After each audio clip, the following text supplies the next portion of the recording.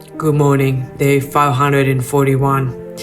Since 59 hostages have been brutally, barbarically, violently, and inhumanely were kidnapped to the hell called Gaza by the inhumane, barbaric, rapist, modern-day Nazis, monsters of Hamas, Palestinian Islamic Jihad, UNRWA, the UN, Al Jazeera, the Red Cross, and just ordinary, regular civilians.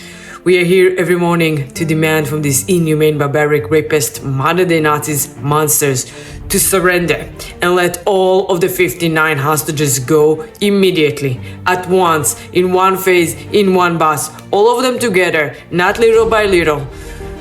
All of them at once, and Israel should give up nothing. Join us with the pressure on Hamas, on Egypt and Qatar and Iran, who are all collaborating together to try to annihilate Israel, to try to put pressure on Israel to surrender, to leave hostages behind. Hamas apparently agreed, according to reports, to release five hostages, not sure even alive or not, for 50 days ceasefire, kind of like in the same agreements that they were at the first phase of the ceasefire deal, where they will release one every week. Why should Israel agree to that? Why is the ball, like now they're saying the ball is in the court of Israel and the US to agree to that ridiculous deal? We demand all 59 hostages, not 5 and 1 each week, all of them out of there immediately. Israel will continue to do whatever they need to eliminate Hamas terrorists and bring our hostages back home. And yesterday it was reported that the IDF and the ISA were able to locate findings that are related to the body of hostage Meni Menachem Godard. I'm unsure if it was already known that Meni was murdered and then kidnapped on October 7th, or if it would just be these findings they're finding out. But Meni is no longer alive. May he rest in peace, and his memory forever be a blessing, but his body is still held by the Palestinian Islamic Jihad in Gaza, and the IDF will continue to do whatever they can to locate and retrieve and bring back his body for respectful burial. The Palestinian Islamic Jihad and Hamas, they're all the same. They're working together. They are both inhumane, barbaric terrorists who together infiltrated Israel and committed the worst massacre that we ever know. And they are still holding 59 of our people. Majority of them are not alive, but the ones who are alive are going through unimaginable torture. My thoughts and prayer are with the families of Meni Menachem Godard, and wishes for his return as soon as possible as the rest of the 58 hostages. We will continue to do whatever we need to defend ourselves.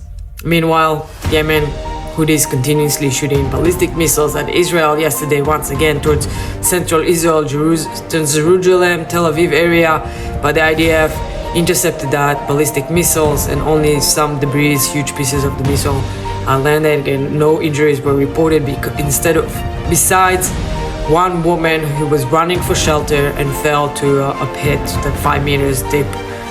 I'm unsure of her condition, but this is just the reality in Israel. You have a siren goes off, then you have a few seconds to find shelter, and many people, as you can never get used to these sirens. No matter how many years you're going through this, and the people in southern Israel are going through this for 20 years from the rockets from Gaza, but you can never get used to it. It's not that you become like naive to it or anything. When you hear that siren, when you're there, when you understand that there's a rocket towards you and you have limited amount of time to find shelter, accidents can happen. Best wishes for that woman who got injured, and for IDF and the United States to continuously hold the Houthis accountable. We will not sit by and let them try to kill us. We will fight back. You know, the Hamas, one of Hamas leader was saying that they would, the red line, or some, I'm not sure what words he used, but the red line, it would be the weapons of the resistance of Hamas. They will never give up the weapons. But there's a very famous saying that Golda Meir used, but other Israeli leaders have used in the past, when Hamas and when the Arabs, more accurately, as Golda Meir said, when the Arabs will lay down their arms that they so passionately holding, there will be peace. But when Israel will lay down its arm, there won't be Israel. There is no future for Hamas in Gaza, as the idea of increasing their attacks in there and continuously expanding the plan to relocate Gaza. That's where the future taking us. The Trump plan, where Gaza, it's no longer going to be occupied by Gazans. That's where we're heading. If they like it or don't like it, we don't give a fuck. They have no more future there. We will not allow them to stay there after what they've done to us in the last 17 months. On October 7th and since then. Meanwhile, while these demonic monsters of Houthis and Hamas and Palestinian Islamic Jihad using all their resources and efforts to try to annihilate Israel and to inflict terrorism and fear, Israelis are sending teams to Myanmar and to Southeast Asia to help with the efforts to rescue survivors from the horrific earthquake that took the life of the death toll already passed the 1,700 people.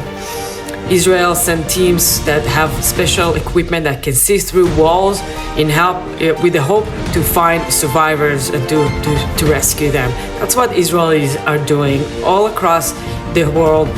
In 2023, we even sent teams to Turkey at the time when they had an earthquake. But anytime there's a natural disaster or other kind of disasters, when Israelis special teams of rescue are going there, one of the first ones, and helping anyone who is in need. The innovation in Israel and the technology that we are making there, helping every day millions of people around the world, saving lives. We are a nation of good against evil. We are a nation of light against darkness. And we came back to our homeland just because we want to live. Finally, we made it back to our ancestral homeland where for thousands of years, we dream of coming back home, for 2,000 of years. And we finally have, and we have no intention of ever living again. And therefore, the Israel nation will continue living from the Jordan River throughout Judea and Samaria to the Mediterranean Sea for eternity. Am Yisrael Chai, forever.